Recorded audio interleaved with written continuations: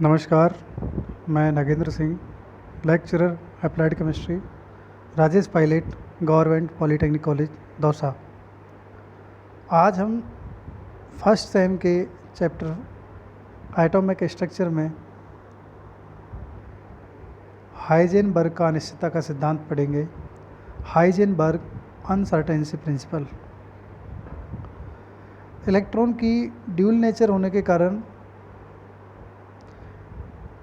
Electron की सही स्थिति और संवेग को एक साथ एक ही समय पर पूर्ण शुद्धता के साथ निर्धारण करना संभव नहीं है। इलेक्ट्रॉन की ड्यूल नेचर होती है। इलेक्ट्रॉन की ड्यूल नेचर में तरंग प्रकृति और कणीय प्रकृति, वेव नेचर और पार्टिकल नेचर। तो इलेक्ट्रॉन ड्यूल नेचर का होने के कारण उसके संवेग और स्थिति का शुद्धता के साथ निर्धारण संभव नहीं होता। इसके लिए हाइजेनबर्ग ने 1927 में एक सिद्धांत प्रतिपादित किया जिसे हाइजेनबर्ग का अनिश्चितता का सिद्धांत कहते हैं। हाइजेनबर्ग ने क्वांटम मैकेनिक्स के सिद्धांतों का उपयोग किया और उनके सिद्धांतों का उपयोग करते हुए हाइजेनबर्ग का सिद्धांत दिया। इन्होंने बताया कि इलेक्ट्रॉन जैसे सूक्ष्म कण के लिए स्थिति व संवेग का साथ साथ सही निर्धारण संभव नहीं है। हाइजेनबर्ग के सिद्धांत का गणितीय रूप delta x into delta P is equal and greater than h/4π। Delta x स्थिति में अनिश्चितता है, डेल्टा पी संवेग में अनिश्चितता है, h प्लांक स्थिरांक है। यहाँ जो चिन्ह इक्वल और ग्रेटर देन का है, इसका अर्थ है कि डेल्टा एक्स और डेल्टा पी का जो गुणनफल है उसका जो मान है वो हमेशा h/4π से अधिक होगा या उसके बराबर होगा, लेकिन कम नहीं हो सकता।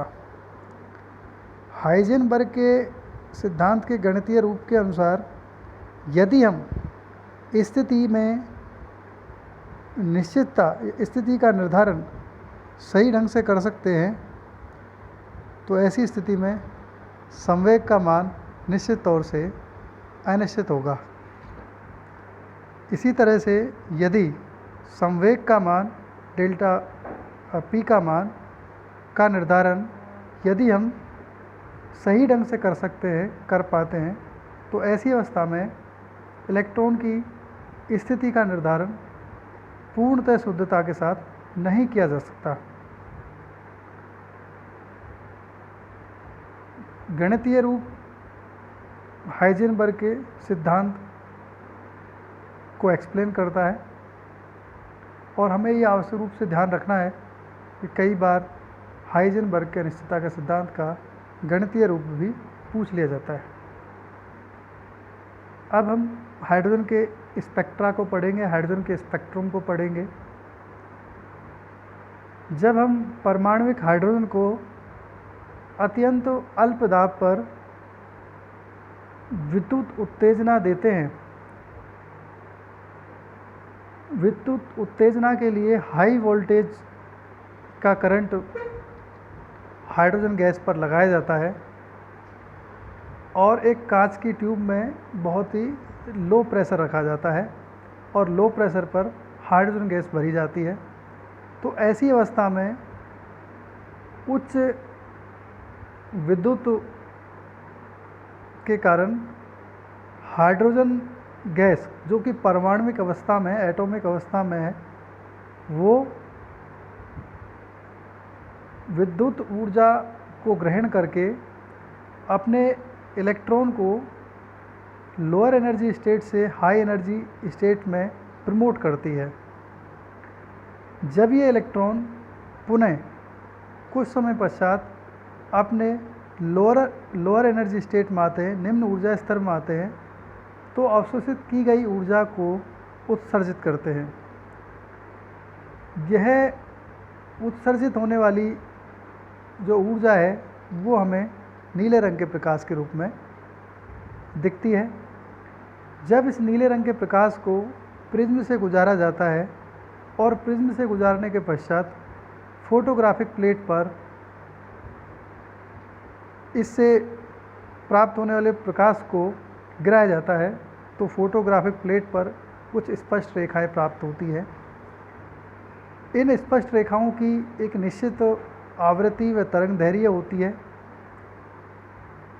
और ये जो निश्चित आवृत्ति और तरंग दैर्घ्य की जो रेखाएं फोटोग्राफिक प्लेट पर प्राप्त होती हैं, इसे हाइड्रोजन का उत्सर्जन स्पेक्ट्रम कहते हैं। ये स्पष्ट रेखा जो एक विशिष्ट तरंग दैर्घ्य दर्शाती है, ये स्पेक्ट्रम के विशिष्ट क्षेत्रों में प्रदर्शित होती है और हम उनकी तरंग दैर्घ्य के अनुसार हम स्पेक्ट्रम में उनकी स्थिति का निर्धारण कर सकते हैं। स्पेक्ट्रम में विभिन्न क्षेत्र होते हैं, पराबैंगनी क्षेत्र, दृश्य क्षेत्र, IR क्षेत्र, रेडियो माइक्रोवेव क्षेत्र। तो जो इनकी वेवलेंथ होती है, इनकी तरंग दैर्घ्य होती है, उन तरंग दैर्घ्य के हिसाब से ये स्पेक्ट्रम पर अपनी रेखाएं बनाते हैं। आप डायग्राम के माध्यम से ये समझ सकते हैं कि किस तरह से H2 गैस को, हाइड्रोजन गैस को जो कि एटॉमिक अवस्था में है, कांच की एक ट्यूब में बंद करके हाई वोल्टेज लगाया गया है और हाई वोल्टेज से ये हाइड्रोजन गैस उत्तेजित होकर अपने इलेक्ट्रॉन को हायर एनर्जी स्टेट में मूव करती है और जब ये इलेक्ट्रॉन हायर एनर्जी स्टेट से लोअर एनर्जी स्टेट में आते हैं तो एनर्जी को रिलीज़ करते हैं प्रकाश के रूप में, लाइट के रूप में। और इस लाइट को जब हम प्रिज्म से गुजारते हैं तो हमें एक पट्टी नुमा स्ट्रक्चर प्राप्त होती है जिसमें रेखाएं होती हैं, इसे हम स्पेक्ट्रम कहते हैं। और मैंने आपको ये हाइड्रोजन का एटॉमिक स्ट्रक्चर भी बनाई हुई है, परमाणु संरचना बनाई हुई है, इसमें बताया है कि इलेक्ट्रॉन जब निम्न ऊर्जा स्तर में रोटेट हो रहा है नाभिक के चारों ओर और जब इस पर हाई वोल्टेज लगाया जाता है तो इलेक्ट्रॉन अपने हाई एनर्जी स्टेट में चला जाता है और कुछ समय पश्चात जब ये इलेक्ट्रॉन उच्च ऊर्जा स्तर से निम्न ऊर्जा स्तर में आता है तो एनर्जी का एमिशन करता है, एनर्जी का उत्सर्जन करता है। इसीलिए इस प्रकार जो हाइड्रोजन का स्पेक्ट्रम हमें प्राप्त होता है वो हाइड्रोजन का उत्सर्जन स्पेक्ट्रम कहलाता है, एमिशन स्पेक्ट्रम कहलाता है। अब मैं आपको स्पेक्ट्रमी रेखाओं के बारे में बताता हूँ जो कि हाइड्रोजन स्पेक्ट्रम में हमें प्राप्त होती हैं। आप देखिए, मैंने हाइड्रोजन का स्पेक्ट्रम बनाया हुआ है, उसमें विभिन्न ऊर्जा स्तरों को बताया हुआ है। यहाँ पर K, L, M, N, O, P, Q, R यहाँ विभिन्न ऊर्जा स्तरों को बताते हैं। N1, N2, N3, N4, N5, N6, N7 से N, ये इन्फानाइट होते हैं, अनंत होते हैं और ये इनके ऊर्जा स्तर की संख्या को बता रहे हैं कि ये N1 यानी प्रथम ऊर्जा स्तर है, N2 दूसरा ऊर्जा स्तर है, N3 तीसरा ऊर्जा स्तर है। इस तरह से ये ऊर्जा स्तर अनंत तक जाते हैं। इनकी ऊर्जा क्रम से E1, E2, E3, E4, E5, E6, E7 और E इन्फानाइट होती है और जैसे जैसे हम E1 से E इन्फानाइट की तरफ जाते हैं तो ऊर्जा बढ़ती जाती है। अब आप देखिए, हाइड्रोजन के स्पेक्ट्रम में जब इलेक्ट्रॉन लोअर एनर्जी स्टेट में है तो यह ऊर्जा का अवशोषण करता है और निम्न ऊर्जा स्तर से उच्च ऊर्जा स्तर में जाता है। उच्च ऊर्जा स्तर में जाने के लिए हो सकता है N1 से ये N2 में चले जाए, N3 में चले जाए, N4 में चले जाए, N5, N6, N7 में चले जाए। जितनी इसको ऊर्जा प्राप्त होती है उस हिसाब से यह इलेक्ट्रॉन अपने निम्न ऊर्जा स्तर N1 से किसी भी ऊर्जा स्तर में जा सकता है और जब ये विभिन्न ऊर्जा स्तरों में जाता है तो वहाँ से पुनः स्थायित्व प्राप्त करने के लिए कुछ समय पश्चात निम्न ऊर्जा स्तर में आता है और ऊर्जा का उत्सर्जन करता है। तो आप देखिए, हाइड्रोजन स्पेक्ट्रम में हमें विभिन्न श्रेणियाँ प्राप्त होती है, विभिन्न सीरीज़ प्राप्त होती है जिनमें विभिन्न लाइन होती हैं। हम यदि फर्स्ट सीरीज़ की बात करते हैं तो वह है लाइमन श्रेणी। लाइमन श्रेणी में देखिए, जब इलेक्ट्रॉन N2 से N1 में आता है, N2 से आप देखिए लाइमन श्रेणी बनने के लिए जो कंडीशन है उस कंडीशन में देखिए, जब इलेक्ट्रॉन कम से कम N2 ऊर्जा स्तर से N1 में आएगा, इसके अतिरिक्त N3 से N1 में आ सकता है, N4 से N1 में आ सकता है, N5, N6 और N5 से इन्फिनाइट से N1 में आ सकता है। तो कम से कम लाइमन श्रेणी बनने के लिए एक कंडीशन जो कि कंपलसरी है कि इलेक्ट्रॉन N2 से N1 में आए, या कह सकते हैं दूसरे ऊर्जा स्तर से पहले ऊर्जा स्तर में आए, या दूसरे के बाद किसी भी ऊर्जा स्तर से पहले ऊर्जा स्तर में आए। लाइमन श्रेणी यूवी क्षेत्र में बनती है। यूवी मतलब अल्ट्रावायलेट लाइट्स, जो कि पराबैंगनी लाइट्स को कहते हैं। तो लाइमन श्रेणी हमें पराबैंगनी क्षेत्र में प्राप्त होती है। तो आप देखिए कि लाइमन श्रेणी प्राप्त होने के लिए हमें इलेक्ट्रॉन का ट्रांजिशन N2 से N1 में होना चाहिए, और N2 क्या हो सकता है, दूसरा ऊर्जा स्तर हो सकता है, तीसरा ऊर्जा स्तर हो सकता है, चौथा हो सकता है, पाँचवा हो सकता है, इस तरह से अनंत तक हो सकता है।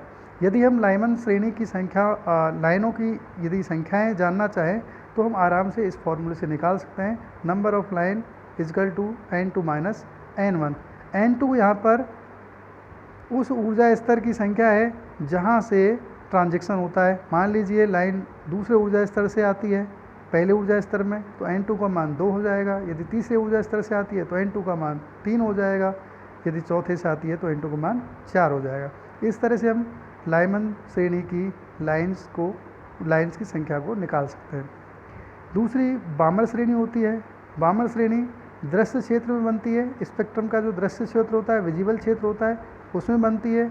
और बामर श्रेणी के लिए जो ट्रांजिशन होते हैं वो N2 से 2 में होते हैं। तो यहाँ N2 का मतलब वो लाइन है जहाँ से दूसरे ऊर्जा स्तर में ट्रांजिशन होता है। तो आप देख लीजिए दूसरे ऊर्जा स्तर बामर श्रेणी के लिए जो लोएस्ट ऊर्जा स्तर है वो दूसरा है। तो दूसरे में इलेक्ट्रॉन तीसरे से आ सकता है, चौथे से आ सकता है, पाँचवें, छठवें, सातवें और अनंत से आ सकता है। तो मैंने N2 का मान 3, 4, 5 और अनंत तक बताया हुआ है। तो इसका मतलब जब इलेक्ट्रॉन तीसरे, चौथे, पाँचवें, अनंत से दूसरे ऊर्जा स्तर में आएगा तो बामर श्रेणी प्राप्त होगी। और ये जो बामर श्रेणी होगी वो स्पेक्ट्रम के दृश्य क्षेत्र में प्राप्त होगी, विजिबल रीजन में प्राप्त होगी। और यदि बामर श्रेणी की लाइनों की संख्या हम ज्ञात करें तो हम N3-2 कर सकते हैं, N3 -2 कर सकते हैं। और N3 का जो मान है वो 3, 4, 5, 8 तक हो सकता है और अनंत तक हो सकता है। इस तरह से अगली जो होती है वो पार्सन श्रेणी होती है। पार्सन श्रेणी इंफ्रारेड अवरक्त क्षेत्र में बनती है और इसमें जो N2 का मान होता है वो 3 होता है। यानी तीसरे ऊर्जा स्तर में कम से कम तीसरे ऊर्जा स्तर में इलेक्ट्रॉन का आना आवश्यक है, और तीसरे ऊर्जा स्तर में इलेक्ट्रॉन चौथे, पाँचवें, छठवें और अनंत से आ सकता है। तो इसके लिए जो ट्रांजैक्शन की जो कंडीशन है, मिनिमम कंडीशन की ट्रांजैक्शन N2 से 3 होना चाहिए। N2 का मान 4, 5, 6, 7 हो सकता है। यानी ट्रांजैक्शन 4 से 3 में हो, 4 से 3 में हो, 5 से 3 में हो, 6 से 3 में हो या 7 से 3 में हो। तो ऐसी अवस्था में आप पार्सन श्रेणी की जो लाइन्स है वो निकाल सकते हैं, लाइन्स की संख्या निकाल सकते हैं। तो नंबर ऑफ लाइन्स इन पार्सन श्रेणी, पार्सन सीरीज, तो ये हो जाएगा N4-3।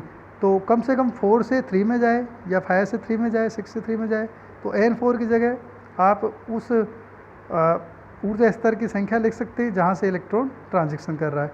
इसी तरह से जो चौथी हमें श्रेणी प्राप्त होती है वो ब्रैकेट होती है, पाँचवीं फंड होती है और छठवीं हमफ्री होती है।